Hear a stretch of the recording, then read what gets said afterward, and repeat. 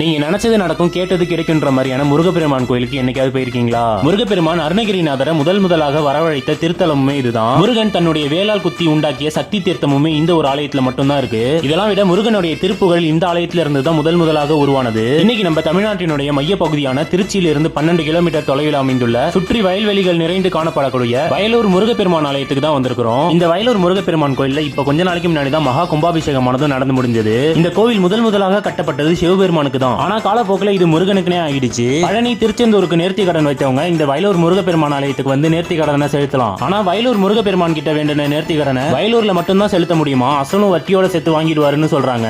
அந்த முருகப்பெருமானுக்கே பிடித்த திருத்தலம்னா அது வயலூர் மட்டும்தான். இந்த ஆலயத்துல தான் அருணகிரிநாதருக்கு முருகப்பெருமான் முதலாக காட்சியளித்து திருப்புகழ பாடவும் வைத்திருக்காரு. திருச்சி சத்திரம் பேருந்து நிலையத்திலிருந்து இந்த ஆலயத்துக்கு அடிக்கடி பஸ்ஸும் இருக்கு. நீங்க நினைச்சது நடக்கணும், கேட்டது கிடைக்கணும்னாலும் சரி, திருமண தடைகள் விலகி திருமணம் நிச்சயம் ஆகணும்னாலும் சரி, முதல்ல வயலூர் முருகப்பெருமான் ஆலயத்துக்கு வந்து முருகனை தரிசனம் பண்ணி பாருங்க. அதுக்கான தீர்வு கட்டாயம் கிடைக்கும்.